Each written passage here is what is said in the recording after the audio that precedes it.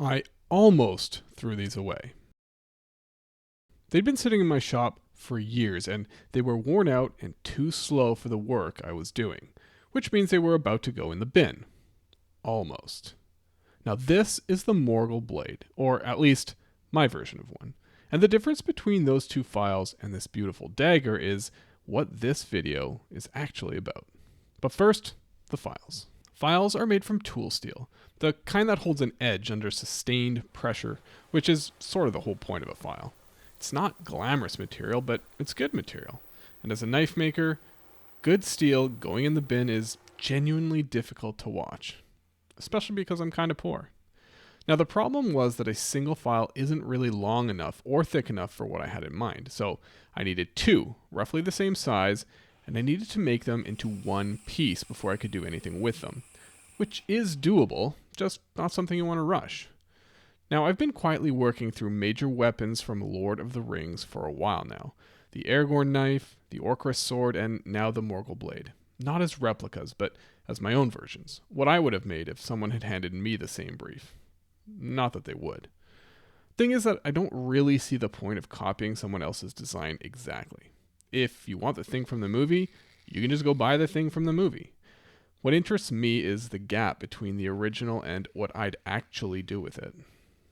In this case, the gap starts with a forge weld.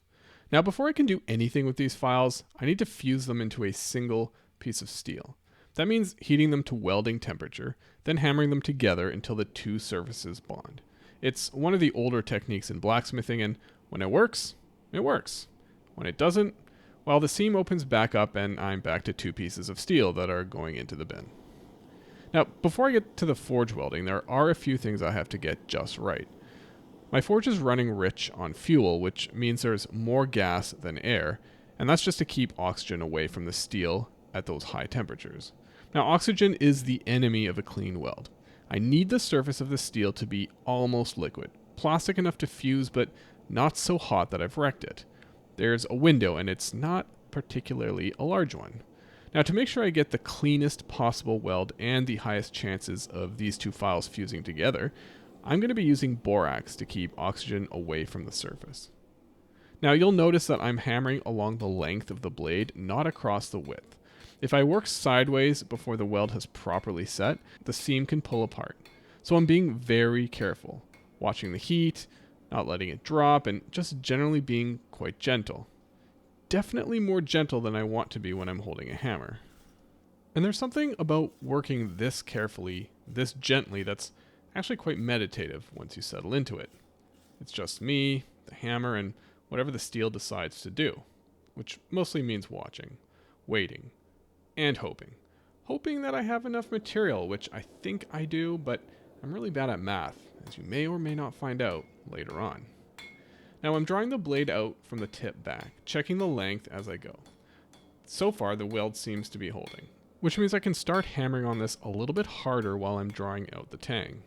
At this stage, the two files are one piece of steel. The forge weld seems to have held, and for the moment, things look promising. Except I can already see the problem. This is going to come in short. Not a little short, noticeably short. Which matters because I'd already made one adjustment coming in. The Morgul Blade in the films is almost a short sword. I'd already scaled that down to dagger territory before I even started, and now I'm scaling it down again. Which is, I want to be honest here, a bit of a damn it moment. But size doesn't matter anyway, right? So I'm forging the bevels in, which is part of my workflow, setting the edge geometry before I go to the grinder so I have a head start on my angles. It also has a secondary benefit though. Forging the bevels moves metal rather than removing it, which means I end up with slightly more width than grinding alone would give me. Not much, but at this point, not much is something. I'm at the point now where I need to clean everything up and give this blade the shape that I planned for it to have. I'll start by working the profile first, the overall silhouette of the blade, the tip geometry, and the spine. And then I'll move on to the shoulders. The shoulder is the transition between the blade and the tang, essentially where the cutting edge ends and the unsharpened section begins. On any blade, this is where I try and spend time getting things exactly right. It has to be smooth and rounded, with no sharp corners or sudden transitions. If it isn't, that spot becomes a weak point. The blade can actually snap there, either during use or during the heat treat, where the steel is under a different kind of stress entirely. It's just one of those things that's invisible when it's done right and catastrophic when it isn't. So this is all about just slow, methodical work with a file.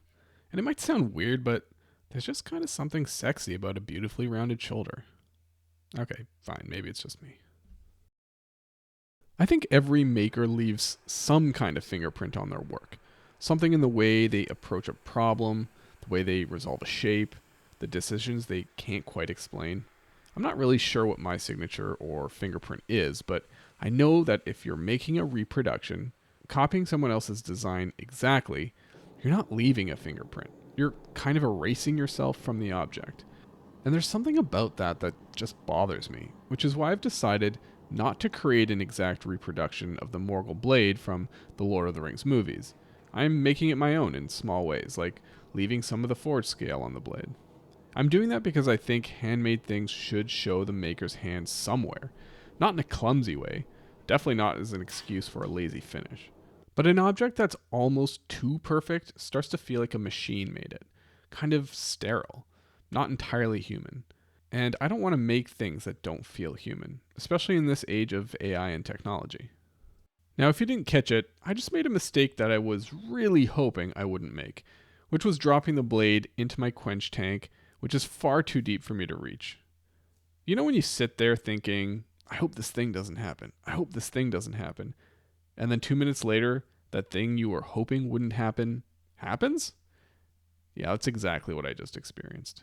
So now I'm taping a magnet to a metal rod like a sucker and hoping I'll be able to pull this blade out.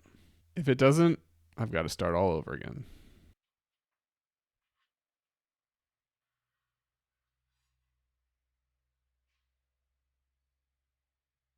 I'm going to perform a simple test here. I run a file across the blade.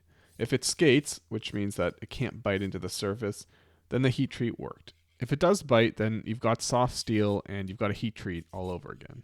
And yeah, I totally get the irony. A file testing steel that used to be a file.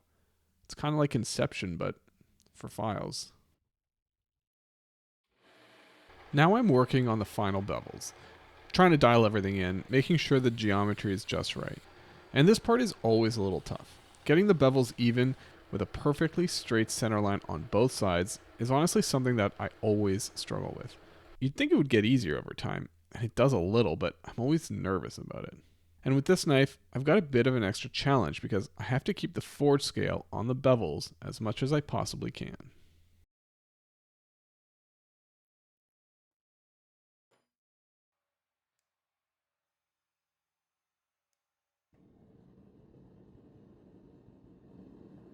This piece of steel bar is about to become the dagger guard. Or at least part of it is, because I'm about to mess up in a big way. Regardless, I'll be forging this guard by hand, which immediately puts me in a territory where, I'll be honest, I don't 100% know what I'm doing. I'm a knife maker. Pure blacksmithing is a different skill set, and I've never really claimed to be good at it, which becomes obvious pretty quickly. I'm moving too fast and I'm just being a bit ham-fisted with the hammer.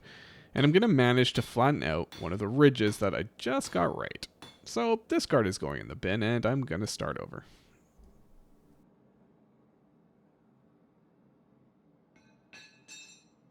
This time I'm going to try to be a little bit more patient, both with myself and with the steel. The thing is that I'm not working from a plan here. I'm just experimenting, trying different things, seeing what gives me the ridges that I want, even and evenly spaced. So I'm basically figuring it out as I go, which is the story of my life.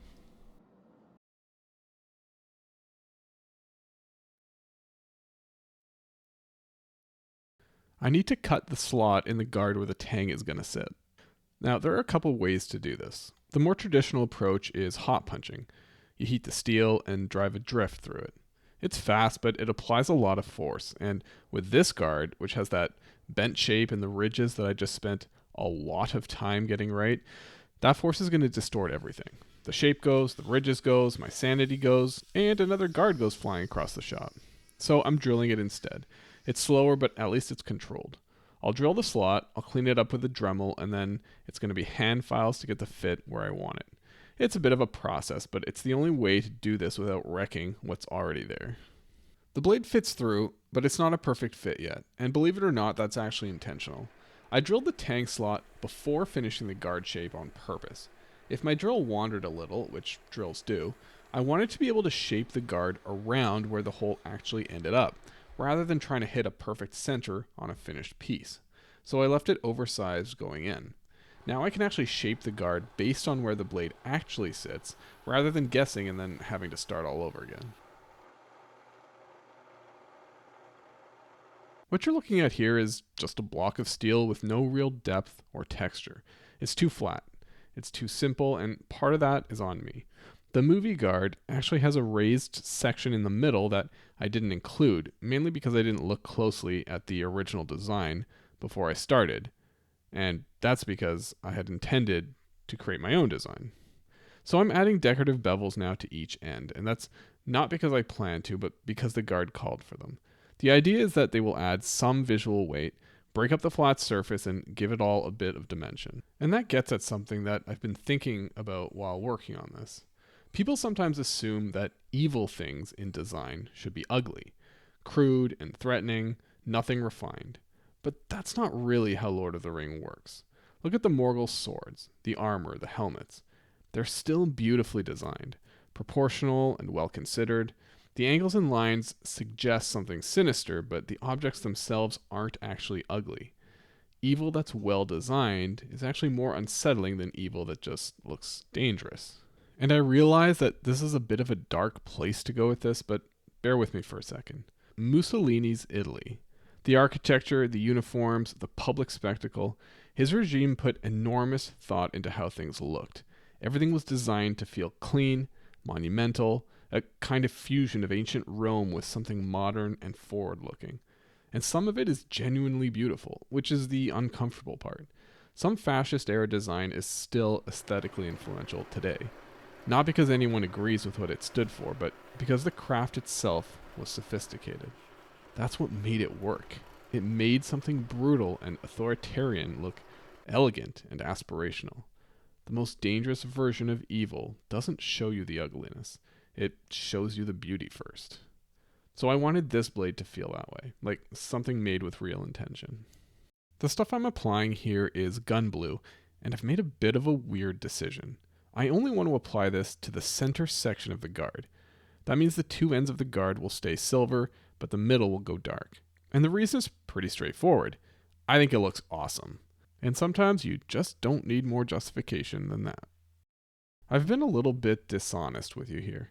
I went ahead and cleaned up the guard and got the fit perfect, but I didn't film it. So now we're jumping forward a little bit, and I'm staking the guard onto the blade.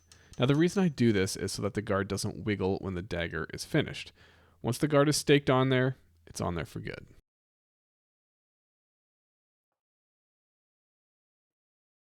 The handle on this dagger is going to be built the same way that I build medieval longswords, which feels right for this particular blade. There's a wooden core, which is usually 2 halves of hickory with a groove carved down the middle of each, and that goes around the tang, gets glued together, and then gets wrapped in leather. The guard stakes onto the tang first, which is what you saw earlier, then the pommel will go on at the end and gets peened or welded to lock everything together.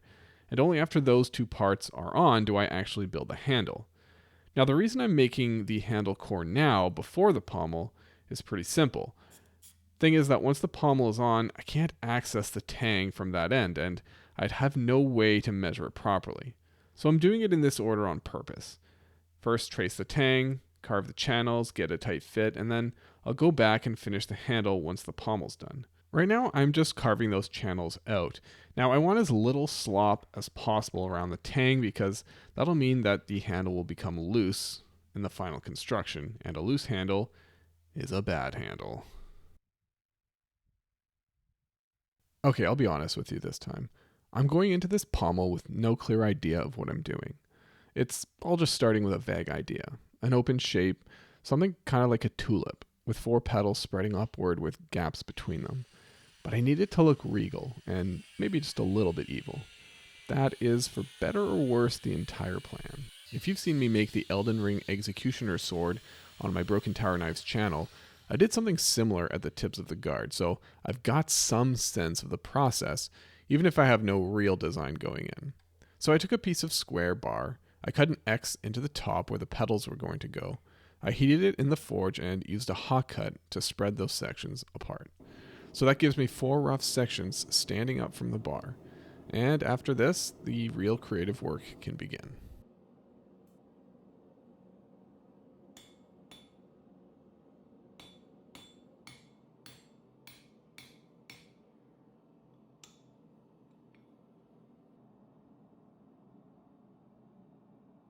Part of getting this pommel right is knowing what I can't do. I don't have a lathe, so anything perfectly round and turned is off the table. Whatever this is going to be, it has to be worked by hand and shaped by what I actually have available. So the grinder, some files, and a Dremel with a wobbly bit. There's something I love about this part of the process, starting with almost nothing and finding the thing as you go. There's a creative freedom in not having a plan that's hard to replicate when you do have one. You're not really executing as much as just discovering. The thing is that success is never a straight line, and at some point the thing looks genuinely bad. Not this needs work kind of bad, the I think I've destroyed it kind of bad. And sometimes I'm not even sure that I can come back from wherever I've gone. Usually I can, but sometimes fixing that problem creates a new one, and then I have to fix that, and on and on. It's a constant cycle of mistakes and solutions until I reach a place I'm happy with. Or at least a place where I don't want to make any more mistakes, because it looks pretty good. What I ended up with is somewhere between floral and crown. It's borderline evil, but not crude about it. At least, I don't think so.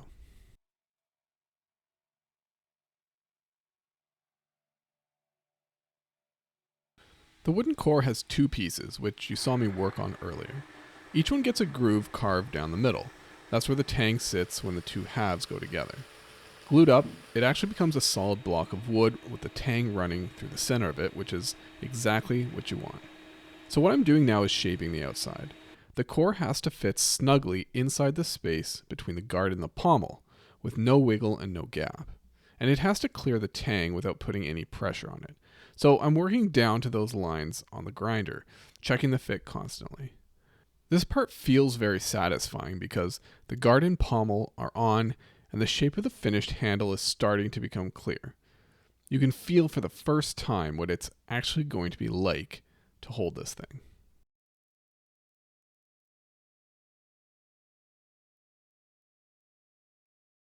The leather wrap is one of those steps I look forward to right up until I actually start doing it. And then I remember why I don't enjoy it. The leather has to be scrupulously clean. Any dirt leaves a visible mark, and any grease means that spot won't absorb the dye properly. And the glue I put on the back, so it sticks better to the wood, gets all over my hands, which makes my hands dirty, which makes the leather dirty. And I'm in a shop that's covered in dust, which doesn't help. And I'm not done complaining. The holes I punch for the stitching are always difficult to get the needle through. The paper patterns I cut first, which should guarantee the right size, somehow never translate exactly to the leather. I end up cutting 2 or 3 versions, which means I waste a lot of leather. This is apparently just how it goes every time, and yet I keep being surprised by it. That's on me, I guess. But the handle is the only part of this blade that anyone will ever actually feel. Not the steel, not the wood underneath, just this, which means all of it. The fiddling, the sticky hands, the wasted leather. It matters, even when it doesn't feel like it.